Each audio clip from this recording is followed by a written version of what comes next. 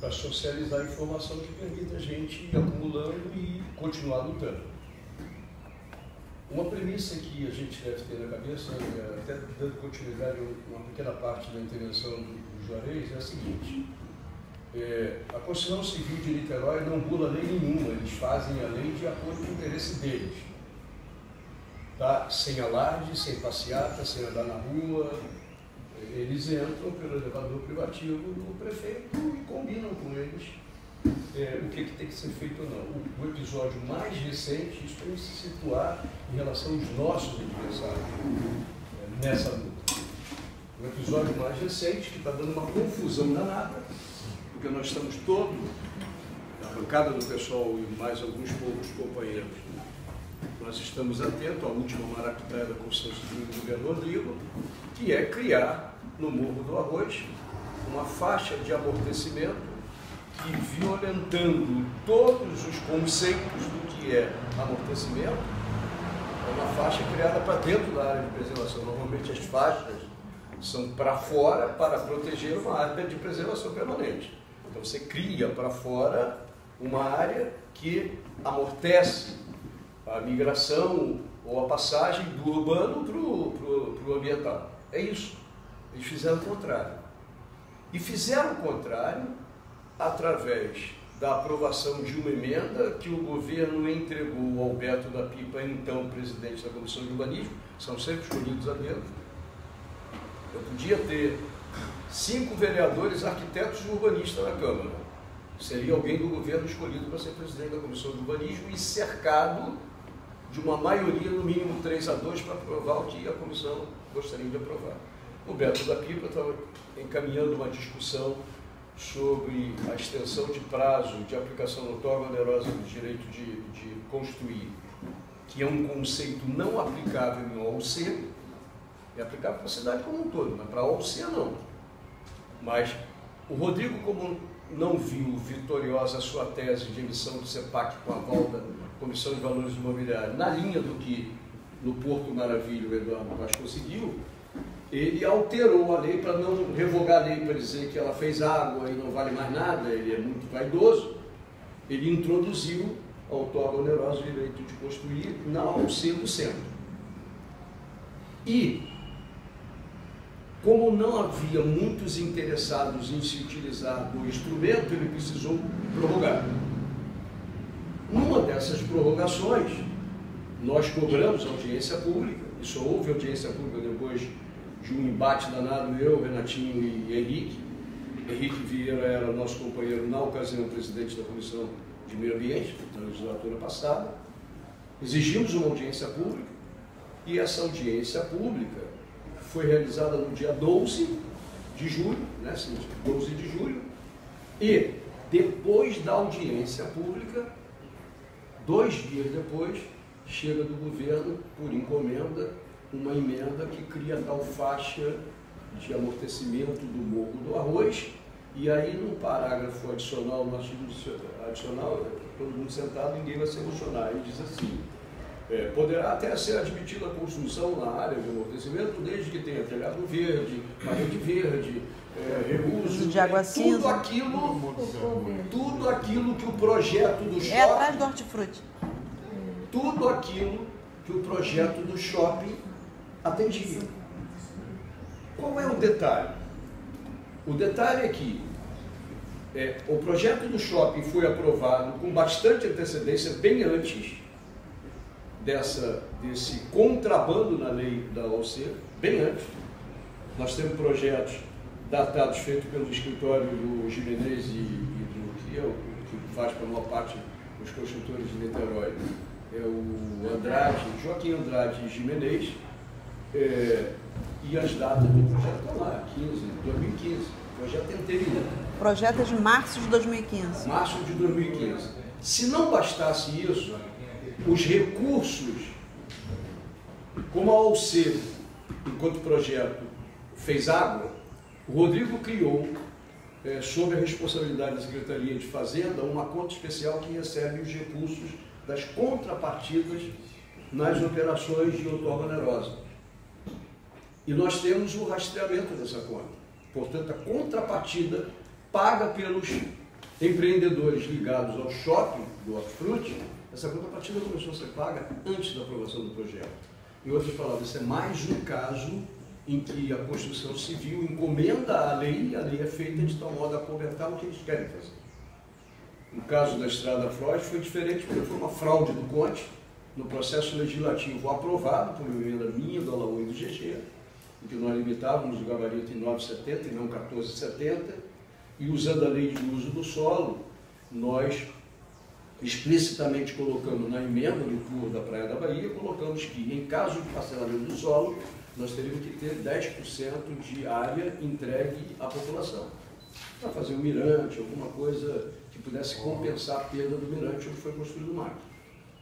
Coisa de romântico, né? O otário, comunista, socialista, o mirante, o pessoal ficar crescendo só. Então o fato é o seguinte, nós estamos lidando com pessoas que traficam, inclusive fraudes cartoriais, que não são poucas em Niterói. Acabamos de descobrir a aldeia em Buí, por exemplo, aquele território que hoje é ocupado pelo Forte, e que antes tinha só pescador, aquilo era no passado território de São Gonçalo, assim como a região oceânica, Itaipu e por aí vai. Pois bem, nos cartórios, num dos cartórios de São Gonçalo, existe o registro de parcelamento do solo e loteamento de toda aquela área, e os donos e proprietários da terra, especialmente no regime militar, sumiram com os registros de cartório e, portanto, criou-se um novo conjunto de registros em cartório em Niterói. A Americana não conta com isso, tem um proprietário, um herdeiro de proprietário que tem todos os registros feitos na época de São Gonçalo. Então, a relação promíscua entre governo, construtores e governo e cartórios em Niterói, em torno da disputa pela terra, é antiga. No caso específico do Gravatá, nós que não temos nem cabelo, temos cabelo branco, sabemos que Niterói era a capital até 75, do estado do Rio. Os governantes eram escolhidos pela ditadura, um governador interventor escolhido pela ditadura, o último deles antes da fusão e depois da eleição, foi Raimundo Padilha, um corrupto. Se eu não me engano, durante um período que o Raimundo Padilha foi governador, o prefeito biônico foi um professor da UF, professor de cálculo de vários de nós, José de Matos Pitombo, era professor de cálculo 1, cálculo 2 aqui na engenharia, e que não aguentou a roubalheira e a picaretagem no governo corrupto do Raimundo Padilha. O governo Raimundo Padilha, que trouxe pedra de um lugar de um para outro lugar e criar o tal aterro roubado como Luiz fala, o Raimundo Padilha fez acertos, e ali eu acho que entra Planubis, e essas relações que são antigas. Paulo, só aquele hotel lá foi construído pelo Padilha. Na época do novo hotel? Na ocasião chamavam de Pirâmide do Ramsés Padilha. Do Padilha Filho? Isso eu não sabia, pelo menos não lembrava mais. Foi construído pelo Padilha em terra da Planubis. Pois O novo hotel. O novo hotel. Quem fez o aterro? Quem fez o aterro? O aterro Praia Grande, que eles chamam, que vai do lado de lá da estação da Enseada, onde as barcas atracam, vai até a Ponta da Areia e das barcas para cá vem até aqui. Quem fez esse aterro parece que em troca com o governo da ditadura foi a Planubis. Ela é uma das envolvidas nessa discussão. A Planubis contratou, quem fez foi a Yamagata que valiu. Você fala o hotel, a construção do o aterro. o aterro. Eu sei que o filho do Padilha fez parte, a outra parte foi o governo.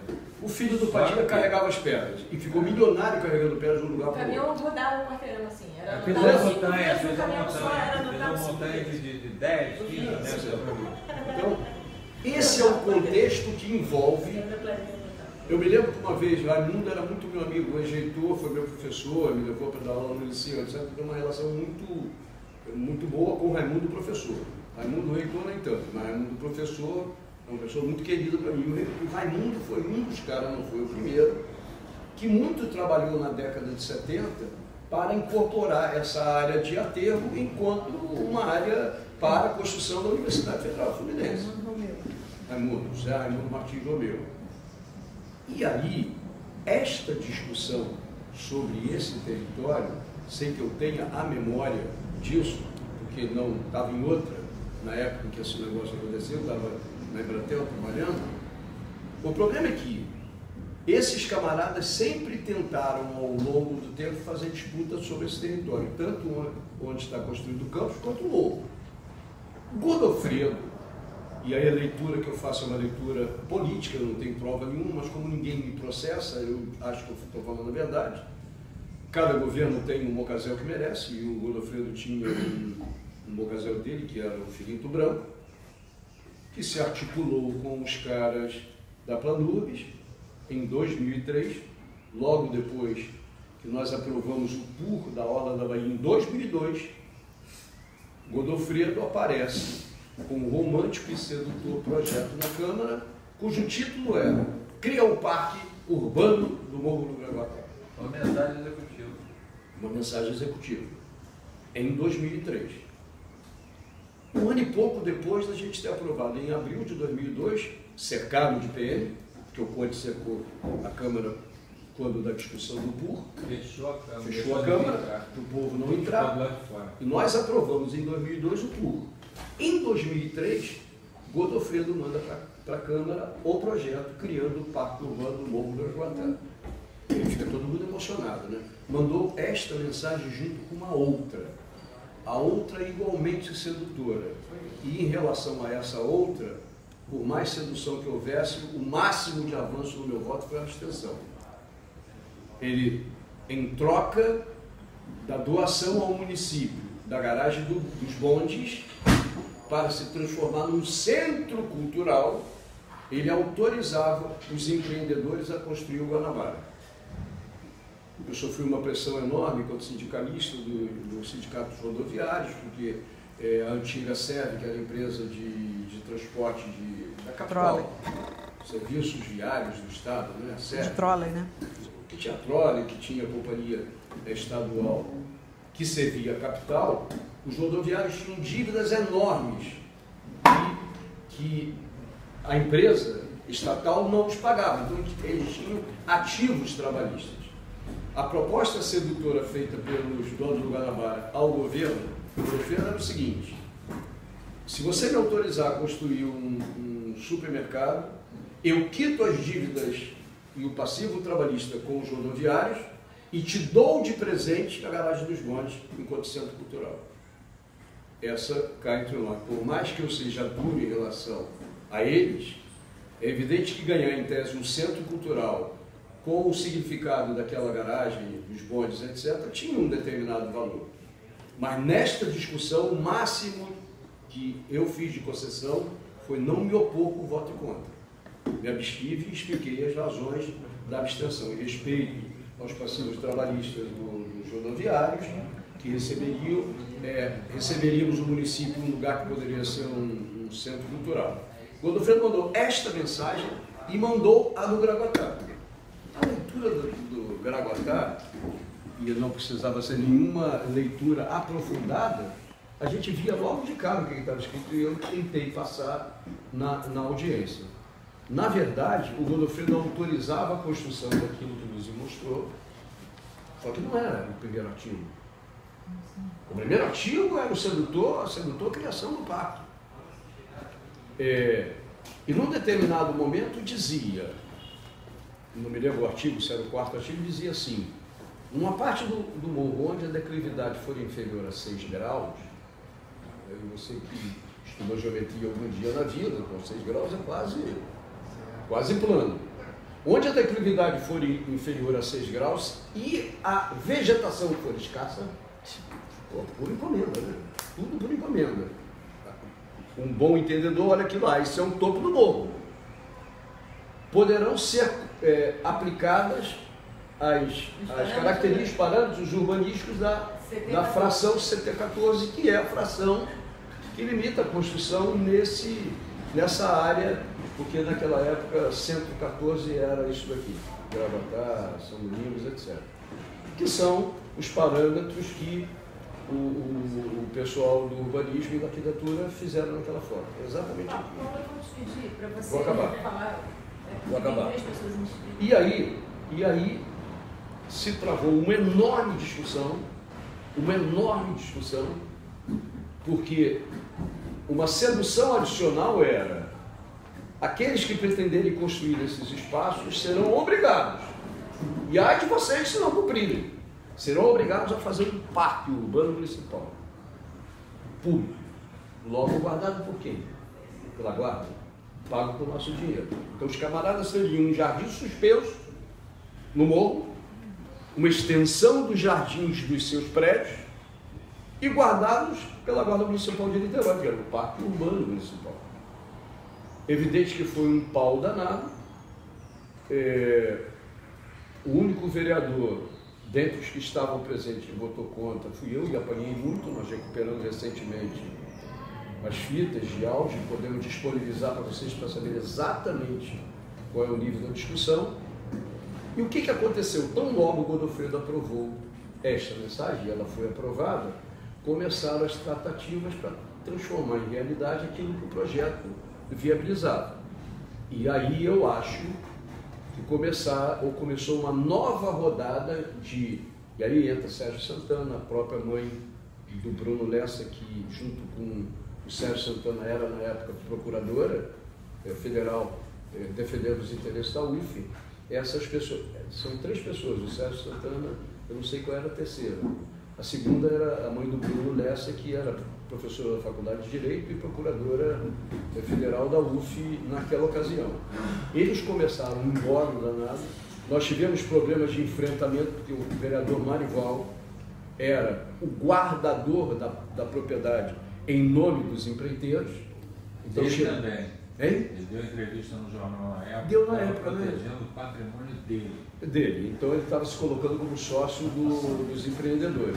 Então, na prática, para fechando a intervenção, os caras da Planubis não conseguiram viabilizar a função de enfrentamento que a Procuradoria da UF na época deu para esse caso. A partir daí, 2 tipos de ação, e eu não sei cronologicamente de cabeça quando começaram, rolou uma ação na terceira vara federal, que tem características de discussão ambiental, topo de morro, proteção, e mais recentemente, e cá entre nós, por razões para mim mais do que óbvias, o juiz William Douglas, ele diz que eu só gosto de juiz comunista. É porque o juiz da terceira vara federal, que é o José Carlos Garcia, foi um militante da esquerda, partidário de Niterói, foi da executiva do... Aí ele brinca comigo, você só gosta do Zé Carlos, você só gosta do Zé Carlos. Não, o Zé Carlos, não fui eu que botei Zé Carlos na terceira vara. E o Zé Carlos não era nem juiz titular na época em que a ação ambiental entrou na terceira vara. O Zé Carlos Garcia está lá agora. Só que além da ação, que hoje está sob a responsabilidade do Zé Carlos Garcia, que é o juiz titular da terceira vara, tem o promotor federal, que é o Antônio Canedo, que diz o seguinte: olha, William, você pode discutir a posse. Não vou me meter em qualquer acordo que eventualmente existe. E aí a gente chega no tal acordo que o Sidney assinou recentemente, sem conversar com o CUV. E o Canedo disse claramente, na frente dos interessados, dos empreendedores da Planubis, e na frente do próprio William: eu não vou me meter em discussão possessória. A única coisa que eu estou dizendo é o seguinte: a posse pode ser até deles, e não da UF, como eu acho que é, como está lá na outra ação. Mas uma coisa é certa, não vão construir lá em cima. Então, na verdade, o que nós estamos recomeçando é algo que já começou lá atrás, nem tanto com conhecimento tão popular, porque ficou mais no âmbito da Procuradoria da UF na época, o enfrentamento aos interesses empresariais naquela área. O que a gente tem que fazer, pessoal? A gente tem que fazer aquilo que a gente já começou a fazer. Eu tive numa semana acadêmica no Direito, coordenada pelo Wilson Madeira, coordena Sociologia e Direito aqui na UF, não é isso? O Wilson Madeira disse para mim: Paulo, eu preciso conversar com você, porque o reitor Sidney delegou a mim a organizar a audiência pública aprovada no CUV e reclamada no CUV. Eu já passei isso inclusive para a DUF, já informei isso para a DUF na mesma hora. Então, provavelmente, o Wilson Madeira, e aí tem que articular todo mundo envolvido, o Wilson Madeira não sabe se aceitou a tarefa, ele quer conversar com algumas pessoas, mas o Wilson Madeira vai ser o organizador da tal audiência. A parte aquela legislativa que a gente fez aqui, vai organizar uma audiência pública que foi cobrada naquele CUV que eu participei também. O resto, pessoal, é a gente juntar sinergeticamente os nossos esforços para poder combater esses camaradas. É isso que eu consigo recordar e acho que consigo, de certa maneira, pontuar qual é o tamanho do pepino que a gente tem para descascar. Muito obrigada. Nada. Então,